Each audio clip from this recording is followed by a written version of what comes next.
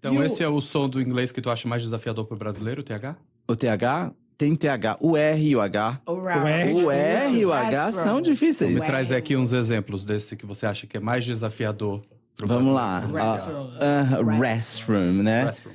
Vamos lá, o H é house. Né? Hospital, né? Que é o nosso R do português. Sim. Rato. Hospital. Tá vendo que é o mesmo? O H vira R. Mas sabe qual é a dica boa pra isso? Agora eu me metendo no professor. Sim! É você pegar a internet, o ha com H, a pessoa bota a, que é ha. Sim, exatamente. Perfeitamente isso. Cadê o menino do WhatsApp? Que o hispano escreve já, porque o J pra eles é som de R. É porque tem É o mesmo ha. E é o que a gente faz. Olha aí, Gabriel, cultura. Exatamente. É Juliana. É Juliana. Não, então o hispano ele escreve já quando ele quer rir. A gente bota ha. Falando com o espanhol. Porque é a questão do ha. Exatamente. E daí o R é o nosso 2 R's. Então é rude. Tá vendo que é o carro, rude. Então ele tem... Então são essas coisas que mudam. Só que o brasileiro ainda, como usar o português como referência, fica no rude.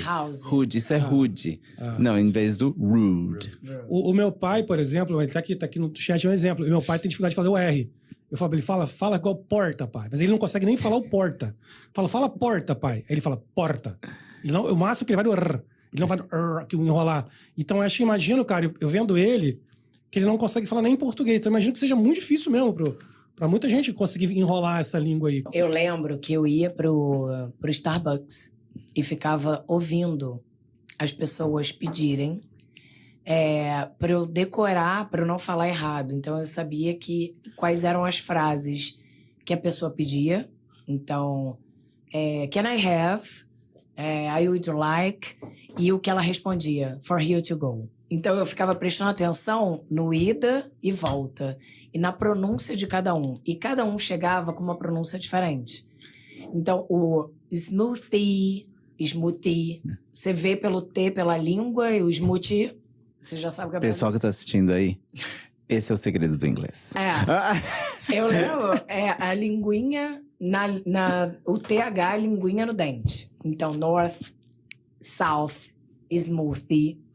E aí eu ficava... Quando a pessoa falava diferente, ela não sabe, ou ela não pronuncia direito, que é o smoothie, norte. Então, eu fui aprendendo a olhar, a ouvir, né? Então, eu ficava no Starbucks, eu saía do curso de inglês e ia pro Starbucks, que a professora falava, vai pro Starbucks pra você ver como as pessoas pedem e como é a pronúncia de cada um, pra você saber o que é o certo e o que é errado. Então, você sai do curso, você aprende uma coisa, você vai lá e vê qual é o nível de cada um. E é engraçado que tudo muda. Tudo muda, é o que eu falo. Fala de um jeito, o americano fala de outro, é muito legal. Eu falo pros meus alunos, eu não quero cadeirante, não. É difícil. Eu não quero cadeirante, eu não quero aluno que senta aqui na cadeira e fica aqui sentado aqui, me ensina, mas eu não vou usar lá fora, só vou ensinar quando eu estiver no avançado. Esse é outro problema do brasileiro. Né? Ele quer sentar ali, a hora que estiver perfeito, eu show lá dele, vai chegar lá. Isso é uma questão, cara. O que tem no brasileiro? Você que fala, você que hoje você tá se titulando coach, né? Que é uma coisa assim, que é interessante. Você, então, imagino que você entre um pouco mais a fundo nessa história. Por que o brasileiro tem essa questão de querer tanto falar perfeito? E se não tá perfeito, não fala. Porque vem lá do brasileiro mesmo. Peraí, olha, primeiramente, você é testado o tempo inteiro. Então, você tá dentro da sala de aula, você é testado. Depois você tem o teste para você passar de nível. Peraí, mas então eu tenho que chegar até o avançado. Então, na sua cabeça, indiretamente, já foi colocado que para você falar inglês bem, você tem que estar no avançado. Sem querer, foi colocado isso. Não, você não precisa estar perfeito. Você precisa se colocar nas situações para você ir lá avançando. Né? Isso é uma questão de sistema educacional, você acha, no Brasil? É, também. Mas vamos falar a verdade, não tem como praticar no Brasil. Sim. Se é difícil pra gente praticar até morando aqui que a gente convive com brasileiro o tempo inteiro. Mas, por exemplo, cara, o que eu sinto, por exemplo, os hispanos aqui, que tem muito, por exemplo, eles saem falando e não estão nem aí. Do jeito deles. O brasileiro, que às vezes sabe falar muito melhor, várias pessoas que eu conheço, elas têm muito medo de falar. Então, quando eu consigo conversar com alguém que tá lendo, eu falo, cara, vai falar. A Juliana falou, ela deu um exemplo ótimo. Vai pro Starbucks, você vê que a maioria das pessoas aqui na Flórida, por exemplo, não fala inglês perfeito. Não fala. E assim, Eu percebi uma coisa entre os meus alunos, a hora que eles chegam. Ai, a hora que chega um brasileiro perto de mim, eu tenho vergonha. Tá vendo? Ele trava na hora que ele está...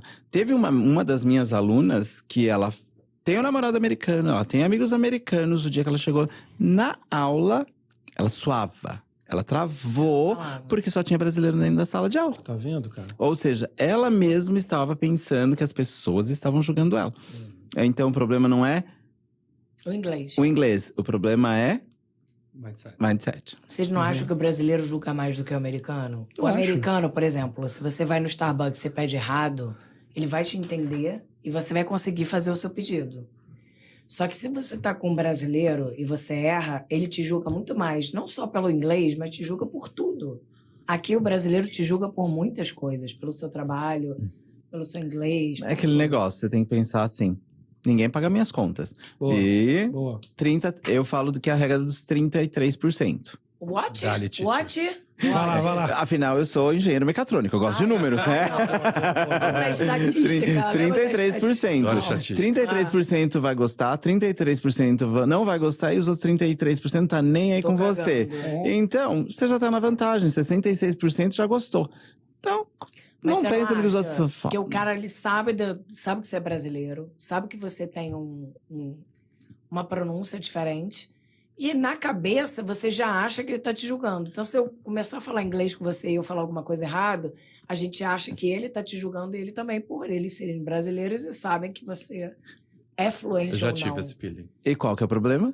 Agora, no americano, você não tá nem aí, porque o cara, às vezes, nem te conhece, você tá E outra, falando ele sabe errado. que você... É, exatamente.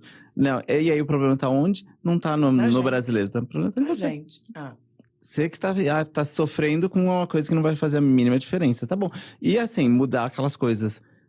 Muito obrigado por me corrigir. Do momento que você faz isso, o seu mindset você jogou a muda. culpa dele pra Não, ele. você agradeceu, você jogou pro universo. Muito obrigado. Eu Estou Obrigada. aprendendo. Tô aprendendo. Eu estou aprendendo. Muito obrigado. Você não tá me julgando mais. Você Sim. tá me ajudando. De vez em quando é você que tá pensando que ele tá julgando.